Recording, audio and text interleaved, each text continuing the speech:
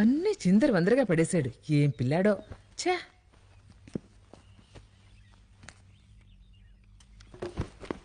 కృష్ణ కృష్ణ, ఎలా వేగాలో ఈ పిల్లాడితో.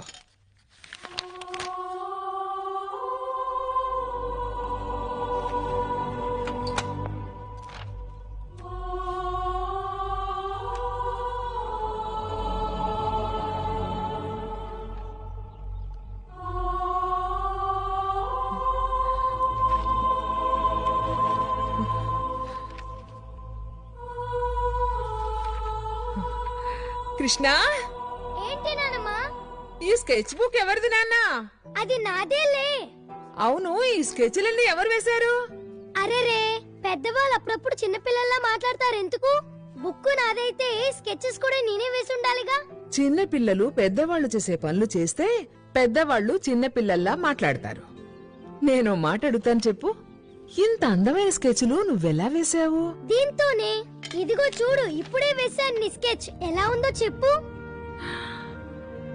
భలే ఉందే. ఏది చూడండి. రోహిత్ కూడా స్కెచ్లు వేయడం అంటే భలే ఇష్టం. డాడీ కూడా స్కెచ్లు వేసేవారా? చిన్నప్పుడు రోహిత్ కూడా నీలాగే ఉండేవాడు. బాగా చదివి చదివి అలసిపోయాక స్కెచ్ బుక్ తీసుకుని కూర్చునేవాడు. నేను కూడా మా డాడీ లాగే అవ్వాలనుకుంటున్నాను. నువ్వు అచ్చం మీ నాన్నలాగే ఉన్నావురా బాబు. మేడం, నేను ఫోన్ చేసి మిమ్మల్ని ఇక్కడికి రప్పించింది ఎందుకంటే మేము కృష్ణకి ఐక్యూ టెస్ట్ చేయాలనుకుంటున్నాం. IQ test? కానీ దేనికి ఫాదర్? కృష్ణ నార్మల్గానే ఉన్నాడుగా. అది పొరపాటు. అతను నార్మల్గా లేడు. ఏం మాట్లాడుతున్నారు ఫాదర్ మీరు? అసలు మీ ఉద్దేశం ఏమిటి? చిన్నప్పుడు రోహిత్ ఎలా ఉండేవాడో కృష్ణ కూడా అంతేనా? లేదు ఫాదర్, కృష్ణ చాలా తెలివితేటలు ఉన్న కుర్రాడు. ఎప్పుడు ఎక్కువ మార్కులు తెచ్చుకుంటాడు. ఎప్పుడు ఫస్ట్ ర్యాంకే వస్తుందిగా వాడికి. వాడిప్పుడు హోంవర్క్ కూడా ఎవరి హెల్ప్ లేకుండా చేస్తుంటాడు. ఇతరుల హోంవర్క్ కూడా. ఏంటి? చూడండి, ఇది 3rd స్టాండర్డ్ చదివే కుర్రాడ్ నోట్బుక్.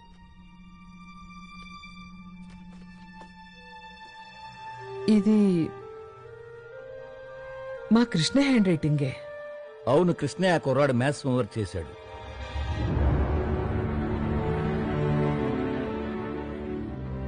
అదెలా వీలవుతుంది ఫాదర్? కృష్ణ ఇప్పుడు ఫస్ట్ స్టాండర్డేగా. అందుకే మేము కృష్ణకి ఐక్యూ టెస్ట్ చేయాలని అనుకుంటున్నాం. చేస్తేనే మాకు కరెక్ట్గా తెలుస్తుంది తన వయసు పిల్లలందరికంటే తను ఎంత చురుగ్గా ఉన్నాడో, ఎంత తెలివిగా ఉన్నాడో, ఎంతగా ముందున్నాడో అన్న విషయం. బాబు కృష్ణ, అమౌంట్ అంటే ఏమిటి? Principal plus interest is equal to amount sir. ఏ వయసు తర్వాత మనిషి మెదడు యొక్క పెరుగుదల ఆగుతుంది? 15 ఏళ్ల వయసు వచ్చిన తర్వాత ఫాదర్.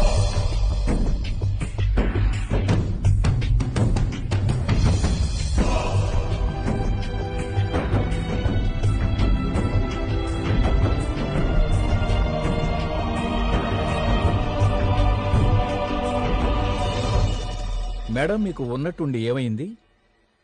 ఐక్యూ టెస్ట్ బాగానే జరుగుతోందిగా. కృష్ణ అన్ని ప్రశ్నలకు సరైన సమాధానాలు చెప్తున్నాడు. అందుకనే నేను వాడిని అక్కడి నుంచి తీసుకొచ్చేసాను. ఏ? ఇది మీరు ఎంతగానో గర్వించాల్సిన విషయం. మీ గ్రాండ్ సన్ ఎంతో brilliant, genius, is a miracle child. ముందు నాకు కొద్దో గొప్ప డౌట్ ఉండేది, ఇప్పుడు నమ్మకం కుదిరింది. జాదూ వల్ల ఏ పవర్సు శక్తులు రోహిత్కి వచ్చాయో ఆ పవర్సు ఆ శక్తులు అన్నీ కృష్ణకి రోహిత్ నుంచి వారసత్వంగా లభించాయి. మీరే చూస్తారుగా మేడం, కృష్ణ కూడా వాళ్ళ నాన్నలాగే విజయానికి ఒక కొత్త ఉదాహరణగా నిలుస్తాడు. గిన్నిస్ బుక్లో అతని పేరెక్కుతుంది. కృష్ణను కూడా రోహిత్ లాగే ప్రపంచం గుర్తిస్తుంది. నేనదే వద్దనుకుంటున్నాను ఫాదర్. చివరికి ఏం మిగిలింది రోహిత్కి? మెడల్స్ ఇచ్చి చప్పట్లు కొట్టి వాడి టాలెంట్ని వాణ్ణి అందరూ ఉపయోగించుకున్నారు. వాణ్ణి పూర్తిగా వాడుకున్నారు ఫాదర్. కానీ నేను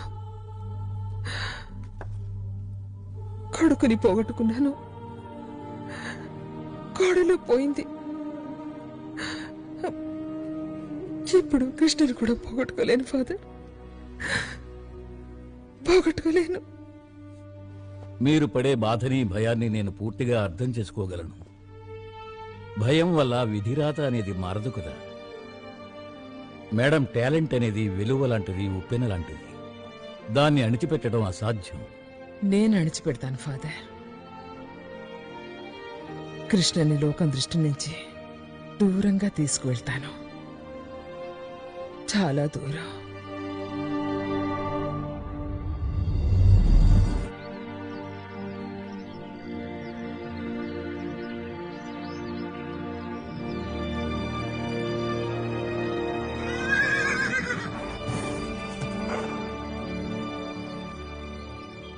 ఎక్కడికి పోయాడు కృష్ణ?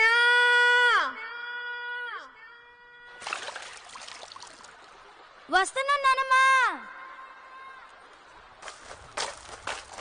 పదరా పద, ఇంటికి ఎవరు ముందు వెళ్తారో చూద్దాం.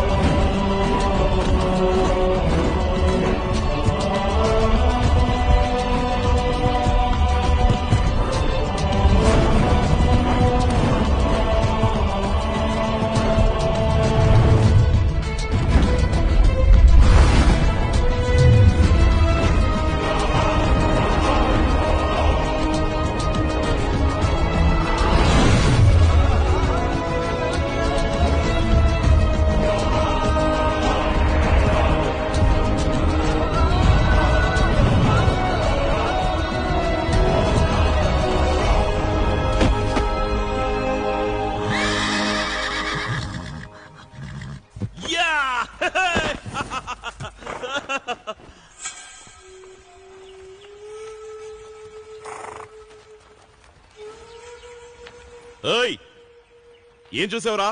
నేనెప్పట్లాగే ఏమి చూడలేదు. నేనెప్పట్లాగే ఎవరితోనూ ఏమి చెప్పను. కానీ ఎప్పట్లాగే నాకు లంచం ఇవ్వాలి. నేను నీకోసం ఇంత పెద్ద విషయం దాచిపెడుతుంటే నువ్వేమో నాకు చిన్న బెల్లం మొక్కలు ఇస్తావా? ఈ రోజు బెల్లం ఇస్తే నేను ఒప్పుకోను. ఇంకేమైనా కావాలి? సరే సరే, అలాగేలే. ఇంటికి రారా, బోర్నవిటా కల్పిస్తాను.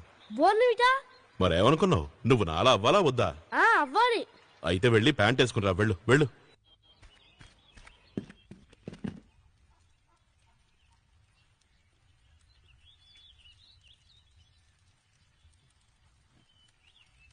కృష్ణ, వచ్చావా బాబు? ఏనానమ్మా, అసలు నీకు ఎలా తెలిసిపోతుంది నేను వచ్చినట్టు? నేను కొంచెం కూడా చప్పుడు చేయలేదే. నాకు నీ గుండె చప్పుడు కూడా వినపడుతుందిరా. అదే ఎలా అని? నీ కళ్ళు చెప్తున్నాయిరా, నువ్వు మళ్ళీ ఏదో అల్లరి పని చేసి వచ్చావని. అల్లరి పనా? అలాంటిదేం లేదు.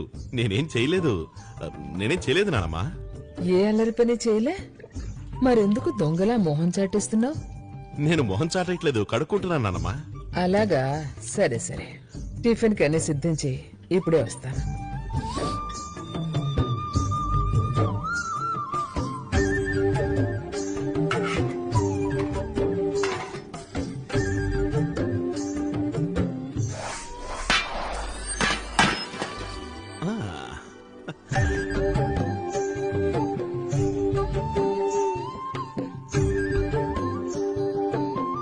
తీసుకొచ్చాను.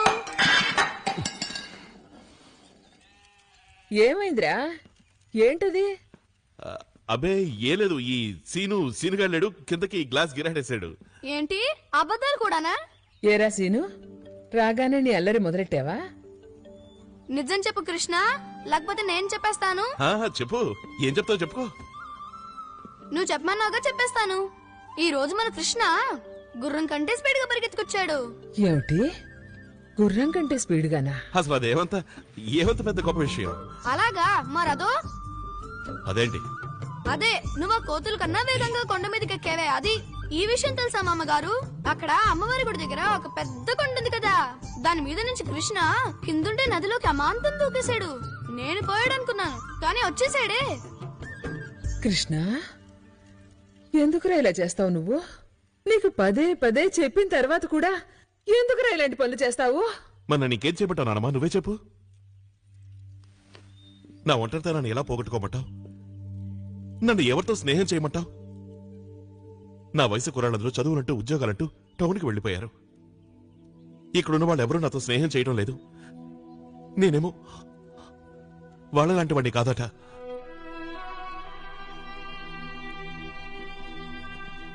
అందుకే నేను జంతువులతోనూ పక్షులతోనూ స్నేహం చేస్తున్నాను. కొండలు చెట్లు చావుల మధ్య కాలాన్ని గడిపేస్తున్నాను. ఒక్కోసారి ఈ విశాల ప్రదేశంలో కూడా నాకు ఉక్కిరి బిక్కిరవుతుంది.